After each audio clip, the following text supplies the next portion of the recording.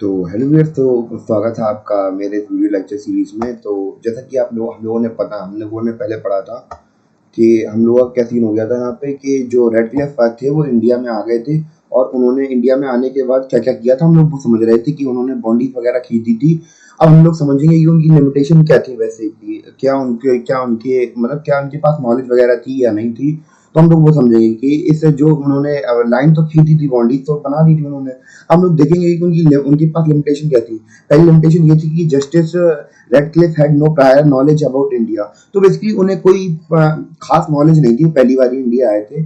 और he had और इस जो उन्होंने काम किया गया था बाउंड्री डिस्ट्रीब्यूशन के लिए, इनके पास कोई पुरानी वैसे ये जस्टिस के मतलब जुडिशरी से रिलेटेड आदमी थे। इन्हें जियोग्राफी का कोई हमें वो लैंड एरिया के बारे में कुछ ज्यादा जानकारी नहीं थी। तो ये दिक्कत थी। He had no advisor and expert. तो इनके पास कोई एक्सपर्ट नहीं था जो कि ज्योग्राफी की या बाउंड्रीज की बात करे कि आपको इतना करना चाहिए, इतना नहीं करना चाहिए। इन्होंने हमें पता था कि इन्होंने क्या किया था, दो बड़े बड़े मैसिव एरियाज ले लिए कि जो हिंदू पॉपुलेशन होगी वो पाकिस्तान में हो जाएगी, और जो मुस्लिम पॉपुलेशन होगी वो सॉरी जो मुस्लिम पॉपुलेशन होगी वो पाकिस्तान में आ जाएगी, जो हिंदू पॉपुलेशन होगी वो इंडिया की पॉपुलेशन में आ जाएगी। और क्या इनके पास और क्या लिमिटेशन थी, इनके पास लिमिटेशन की थी कि इन्हें 6 वीक के अंदर इन्हें वो जो लाइन थी वो बनानी थी 6 हफ्तों के अंदर। तो ये कुछ लिमिटेशन थी उस और रेडक्लिफ जी की। और अब हम लोग देखेंगे कि आगे कैसे कैसे चीजें वर्क करेंगी। तो आगे का सीन इस प्रकार था कि अब हम लोग समझेंगे कॉन्सिक्वेंसेस क्या थे पार्टीशन के। तो पार्टीशन के बाद हुआ क्या था, बेसिकली देखा जाए तो 1947 में हम लोगों ने देखी थी एक ऐसी माइग्रेशन, एक ह्यूमन ट्रांसफर, एक जगह से माइग्रेशन, एक जगह से दूसरी जगह इतने ज्यादा लोग गए थे कि इंसानी इतिहास में कभी नहीं देखा गया था। तो वही यहाँ पे लिखा है, in the year 1940 saw one of the most abrupt hazard transfer of the people, the human history that have ever witnessed। तो अब यहाँ पे क्या हुआ था, जब हमने देखा इतनी भयंकर मात्रा में लोग एक जगह से दूसरी जगह जा रहे थे। तो यहाँ पे क्या हो रहा था, बहुत ज्यादा किलिंग्स हो रही थी, रेप्स हो रहे थे दोनों साइड्स के बॉर्डर पे। जो अगर इंडिया की बात करें या पाकिस्तान की बात करें तो दोनों जगह पे ब्रूटल। आई थिंक मुझे ध्यान है कि आप लोगों ने शायद सनी देओल की, मुझे ध्यान है कि जो बॉर्डर फिल्म वो का नाम सनी देओल की कोई मूवी आई थी। तो उसमें क्या बताया गया था, उसमें जो उनकी मेन हीरोइन होती है तो उसका क्या कहती है, रेप वगैरह करने की लोग कोशिश करते हैं। तो उस समय क्या हो रहा था, बहुत लड़कियों के साथ रेप कर जा रहा था, औरतों के साथ रेप किया जा रहा था। और ब्रूटल किलिंग चली रही थी, हर जगह मारा काटी पड़ी थी कि ट्रेन भरी भरी मरी हुई आती थी। अगर एक जगह एक इंडिया पाकिस्तान की बात करें तो। और क्या हो रहा था यहाँ पे, द सिटीज लाइक जो कुछ इंपॉर्टेंट सिटीज थी जैसे कि लाहौर, अमृतसर, कोलकाता, इन ये क्या हुए थे, मेन जोन बन गए थे जहाँ पे किलिंग बहुत ज्यादा मात्रा में हो रही थी, कम्युनल जोन हो गए थे। मतलब यहाँ दंगे हो ही रहे थे। जो पाकिस्तान के एरिया थे वहां पे क्या कह रहे थे, वहां के जो मुस्लिम थे वो हिंदू काट के फेंक दे रहे थे। या फिर इंडिया की बात करें तो यहाँ की कुछ बहुत सारे लोग ऐसे थे जो एक दूसरे को काट पीट रहे थे। तो अब हम लोग देखेंगे। और बहुत सारे केसेस में हम लोग ऐसा देख रहे थे कि जो लेडीज थी उनको क्या कर रहे थे, उनके घर वाले ही मार दे रहे थे क्योंकि उन्हें अपनी नाक कटने का डर रहता था। आप क्या कहते हैं, अब नाक कटने की बात तो कही है, मत तो बढ़िया है, क्योंकि छोड़ दीजिए आप फिर, क्योंकि समाज में जब लोग नाक पे आ जाते हैं तो फिर कुछ नहीं के देखते हैं लोग। क्योंकि मैं भी काफी सारे मैंने केसेस देखे हैं, तो ऐसा देखने को मिलता है कि लोग अपनी नाक के लिए कुछ भी कर देते हैं। तो वैसे ही उस समय भी हो रहा था कि लोग जब एक बार एक लड़की जो चली जाती तो पता है कि इंडियन फैमिलीज या, क्योंकि अगर पाकिस्तान की बात की जाए, पाकिस्तान भी इंडिया से पहले ड्राइव हुआ है। तो हम लोग बात करें कि इंडिया में और पाकिस्तान के लोग हैं वो अपनी इज्जत को यहाँ पे लेके चलते हैं हाथ में। तो अब वो लोग अपने घर वालों को मार दे रहे, तो इससे इससे ज्यादा क्या हम गिराना दे सकते हैं। और क्या हो रहा था, हर चीज डिवाइड की जा रही, टेबल कुर्सी से लेके एक गवर्नमेंट ऑफिशियल तक डिवाइड कर दिया गया, आर्मी को डिवाइड कर दिया गया, सब कुछ डिवाइड कर दिया गया। Between 5 to 10 lakh people were killed in partition related violence. तो पार्टीशन से रिलेटेड जो भी वायलेंस हो रहा था उसमें क्या 5 से 10 लाख लोग अप्रोक्स मारे गए थे।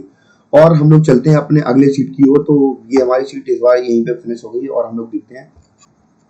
अब हम लोग समझेंगे कि उस समय पे रिहेबिलिटेशन सेंटर कैसे थे, रिहेबिलिटेशन सेंटर्स। और बात करें कि रिलीफ क्या, राहत क्या मिली थी। हमें पता था कि इतनी बड़ी जो वास्ट पॉपुलेशन एक जगह से दूसरी जगह माइग्रेट हुई तो उनके लिए रहने और रुकने की व्यवस्था भी तो होनी चाहिए।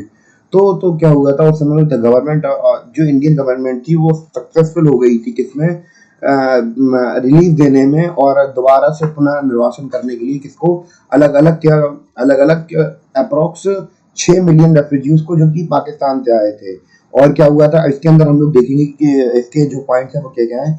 a department of rehabilitation was created। तो एक रिहेबिलाइजेशन के लोगों को दोबारा से बसाया जा सके इंडिया के अंदर, उसके लिए एक डिपार्टमेंट बनाया गया और बहुत सारे के कैंप बनाए गए, जिसमें सबसे ज्यादा इम्पोर्टेंट थे कुरुक्षेत्र का। कुरुक्षेत्र में कैंप से बहुत ज्यादा इम्पोर्टेंट थे, और कोलबड़ा कैंप जो कि बम्बई में था। ये दोनों कैंप्स बहुत ज्यादा इम्पोर्टेंट थे उस समय के लिए। और जो हमें जैसे कि पता था, बहुत सारे हिंदू और जो सिख थे वेस्ट पंजाब से भागते हुए आए और इन कैंप्स में रुके, कहाँ पे, कुरुक्षेत्र में। और यहाँ पे इतने इतने बड़े बड़े टेंट लगते थे कि एक मैदान में कि एक दिन में कम से कम लोगों की इतनी भीड़ आती थी कि एक दिन में 20-20 हजार आदमी एक बार में आ जाते थे एक दिन में। और बात करें, कुरुक्षेत्र था वो सबसे बड़ा क्या कैंप लगते थे यहाँ पे अप्रोक्स एक टाइम पे 200 कैंप लग रहे थे।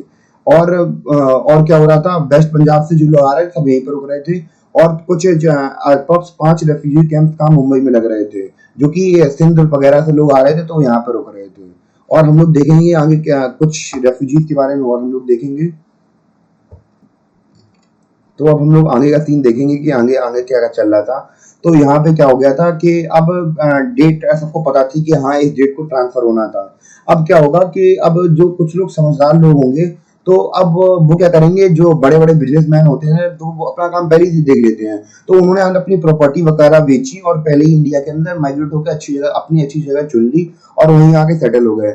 और पर जो क्या, अब जो आम लोग थे वो क्या करेंगे, और जो कि वास्ट मेजोरिटी थी उस समय की, वो 15 अगस्त 1947 को ही आई। और हमने उन्हें देखा उस दिन कितनी ब्रूटल किलिंग हुई और लाखों लोग मारे गए उस दिन। अगर अगर लोगों को अगर यहाँ पे अगर प्लान्ड सेटलमेंट करवाते कि एक समय पे इतने लोग जाएंगे, एक समय पे इतने लोग जाएंगे, तो इतनी ज्यादा ब्रूटल किलिंग होती नहीं और किसी के नजरिए में होती। अब लोग जहाँ जनता दिख रही थी बॉर्डर पे, कहीं भी जगह उन्हें मिली थी वो भाग रहे थे, क्योंकि उन्हें पता था वो अपने घर में रुकेंगे तो कोई ना कोई उन्हें मार देगा।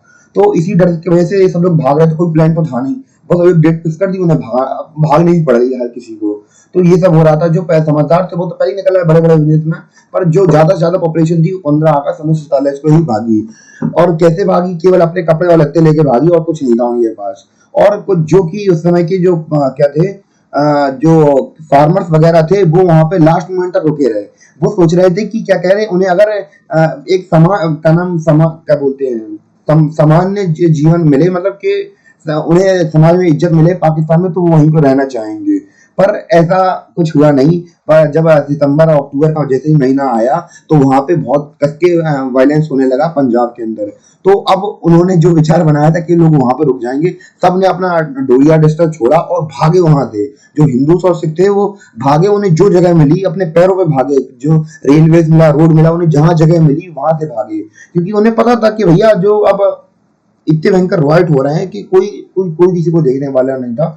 अब सब एक दूसरे को मारने के लिए उतारू हो गए और एक दूसरे की गर्दन काट रहे हैं, उन्हें जो मिल रहा, लड़कियां मिली उनके साथ रेप कर रहे हैं, और जो इंसान मिले उन्हें काट पीट के फेंक दे रहे हैं। तो ये सिचुएशन हो गई थी वहां पे पाकिस्तान में। तो इस वजह से जो फार्मर्स थे वो वहां से भाग के निकल आए, कहाँ के लिए, इंडिया के लिए।